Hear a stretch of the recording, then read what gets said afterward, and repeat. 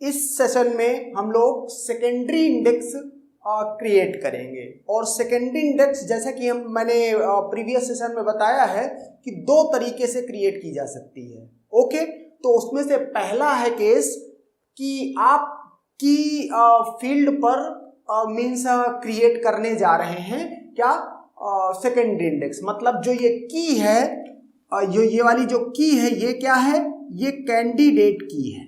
Okay, मतलब इसकी जितनी भी वैल्यूज होंगी, जो भी इसमें वैल्यूज हैं वो सब क्या हैं, यूनिक वैल्यूज हैं। ओके, तो कहता है such an index is always dense. तो ये अभी मैंने बोल दिया है, इसको आगे अभी मैं दिखा दूंगा कि कैसे ये हमेशा ही डेंस रहेगी।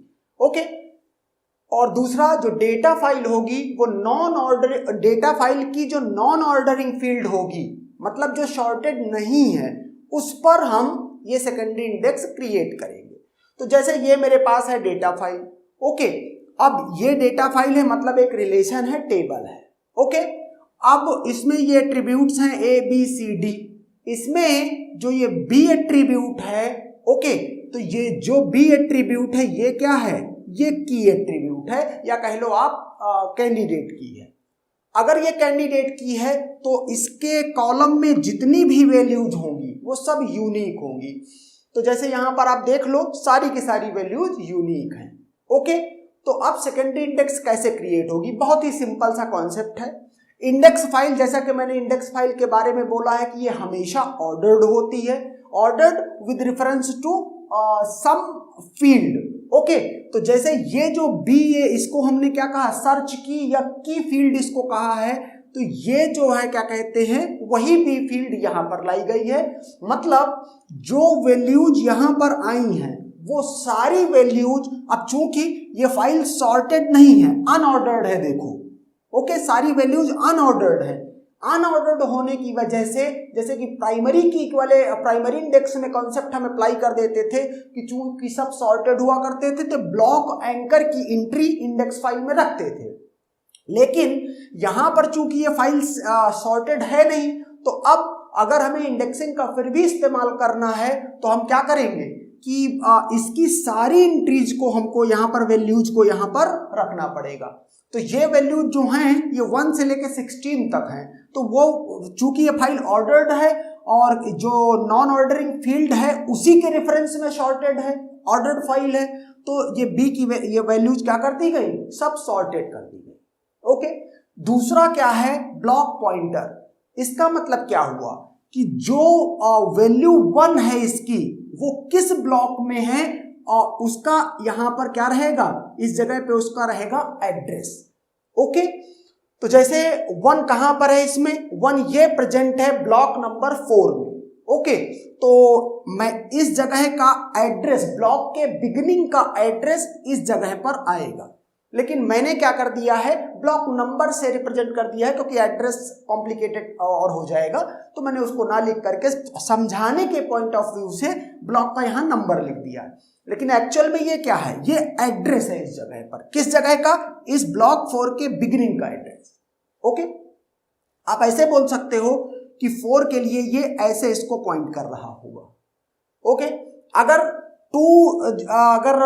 जो बी में जो 2 वैल्यू है, ये है 2 वैल्यू, किस ब्लॉक में है, B3 में है, तो 2 से यहां पर 2 की जगह मैंने क्या लिखा है, ब्लॉक का नंबर 3, मतलब इसके बिगिनिंग का एड्रेस मैंने ये लिख दिया।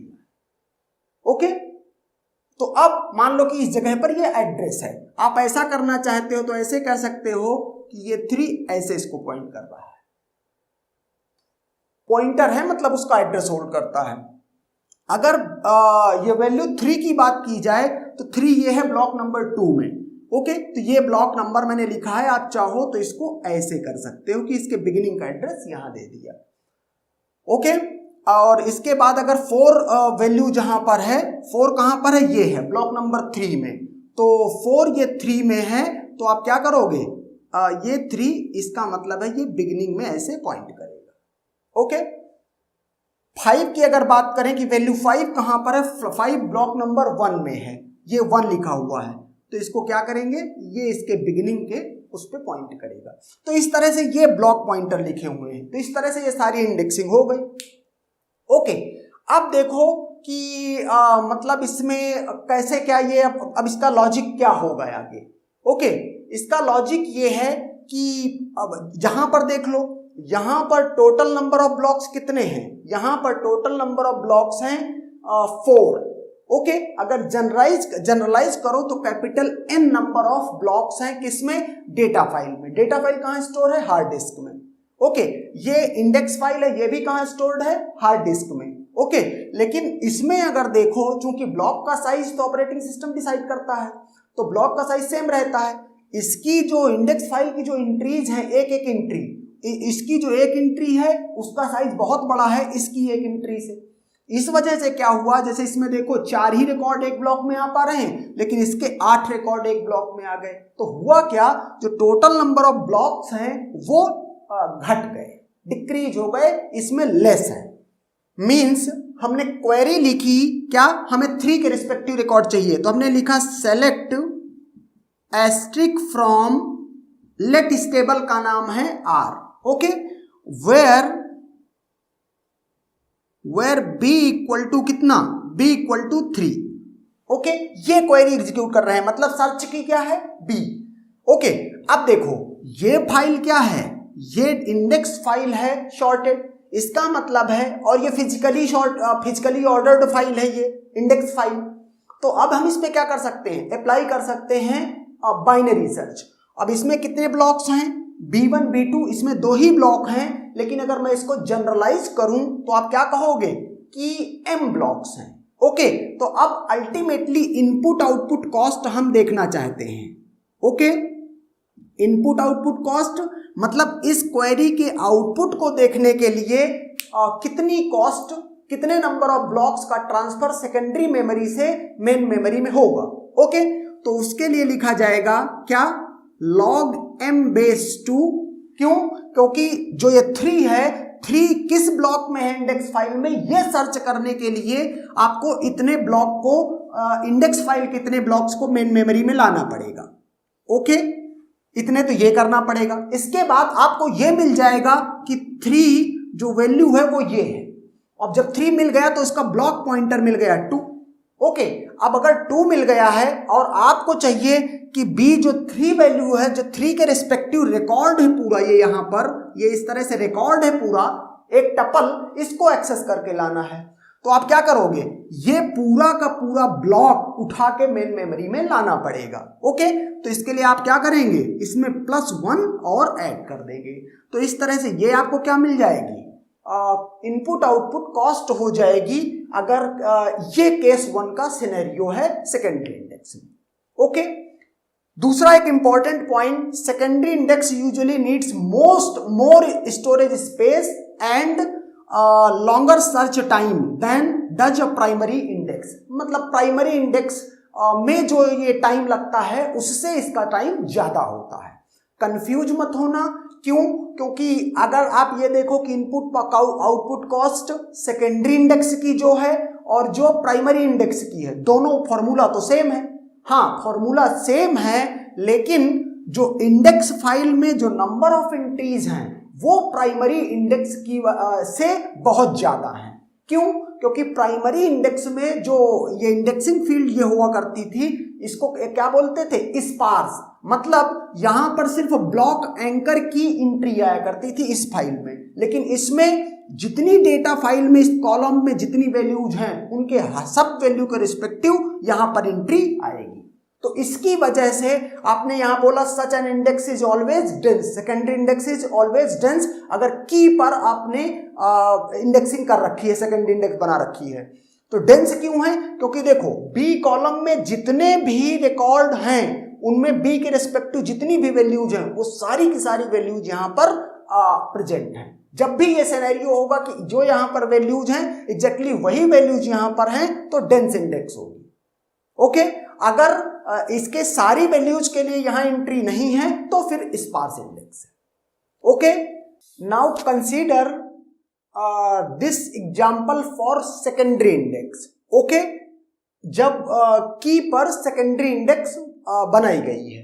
ओके, तो ये वही क्वेश्चन है जो हमने प्राइमरी इंडेक्स में मींस इसको क्वेश्चन को इंक्लूड किया था।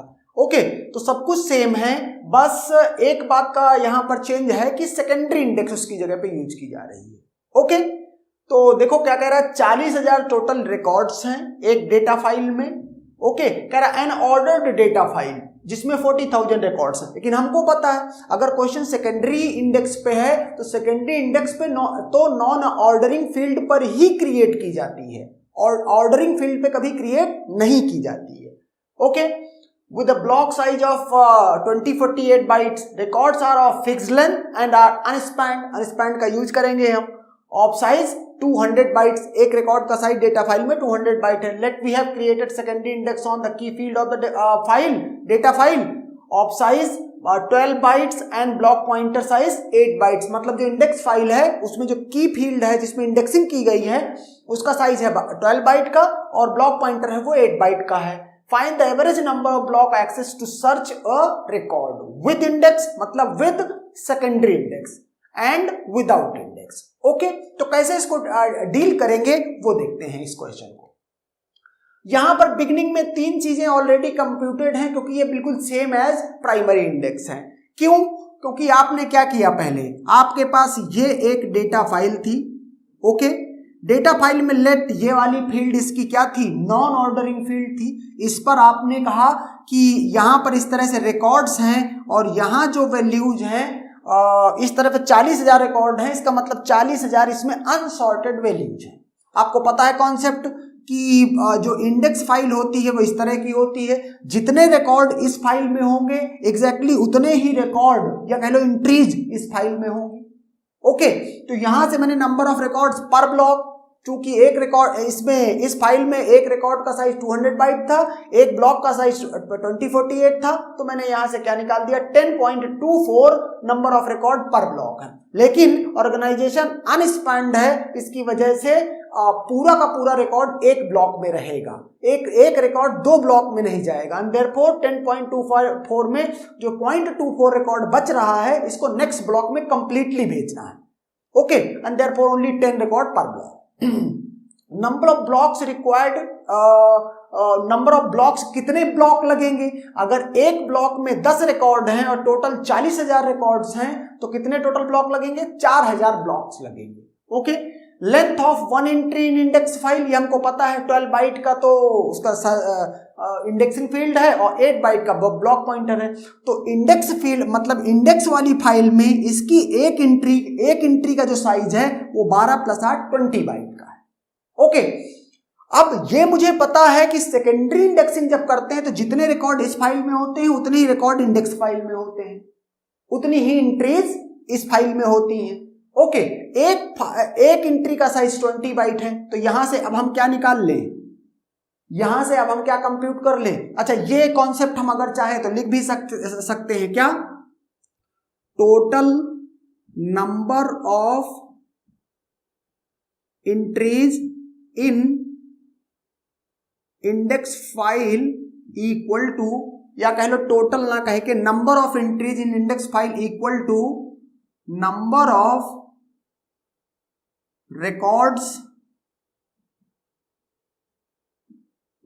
Records in data file. ये बात हमें पता है। ओके, इसका मतलब इंडेक्स फाइल में कितने एंट्रीज हो गई? 40,000 एंट्रीज हो गई। ओके, अब यहां से हम क्या निकाल लें, इसका भी ये निकाल लें कि एक ब्लॉक में कितनी एंट्रीज रहेंगी, किसके? इंडेक्स फाइल के। ओके, तो यहां से क्या निकालेंगे, नंबर ऑफ एंट्रीज पर ब्लॉक। ओके, और किस फाइल में? इंडेक्स फाइल में। इसी को ब्लॉक फैक्टर बोला जाता है। ओके, इसी को ब्लॉक फैक्टर भी आप बोल सकते हैं। तो यहां से कितने रिकॉर्ड्स हैं, एक ब्लॉक जो है उसका साइज है 2048 बाइट, एक ब्लॉक का साइज है। ओके, और इसमें 20 बाइट की एक एंट्री है। तो यहां से अगर इसको कंप्यूट करें तो ये आ रहा है 102.4। ओके, अब फिर से वही बात कि जो डेटा का ऑर्गेनाइजेशन है वो अनस्पैन्ड है। ओके, इसका मतलब जो ये 0.4 एंट्री है, रिकॉर्ड है, ये मतलब 102 के बाद जो 103 रिकॉर्ड होगा, एंट्री होगी 100 नंबर 3, उसका 0.4 एक ब्लॉक में रहेगा और रिमेनिंग 0.6 वो नेक्स्ट ब्लॉक में जाएगा। ओके, तो ये अनस्पैन्ड नहीं कहता, अनस्पैन्ड कहता कि पूरी की पूरी एंट्री एक ही ब्लॉक में रहेगी। तो यहां से क्या हम कंसीडर करेंगे, 102 और एंट्री एक ब्लॉक में आ रही है। ओके, अब इस कंसेप्ट का यूज करेंगे क्या, और ये तो ये एक ब्लॉक में तो ये इतना total number of blocks required, total number of blocks required किसके लिए, इंडेक्स फाइल के लिए। जो इंडेक्स फाइल है उसमें कितने ब्लॉक लगेंगे, क्योंकि एक ब्लॉक में 102 एंट्रीज की आ रही है।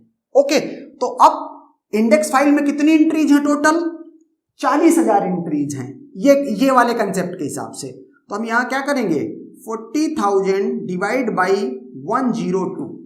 ओके, अब ये कर देंगे तो हमको इससे क्या मिल जाएगा, इससे हमको मिल जाएगा कि टोटल हमको ब्लॉक कितने लग रहे हैं इंडेक्स फाइल में। ओके, तो ये यहां से आ रहा है 392.15। ओके, इतने ब्लॉक्स लगेंगे।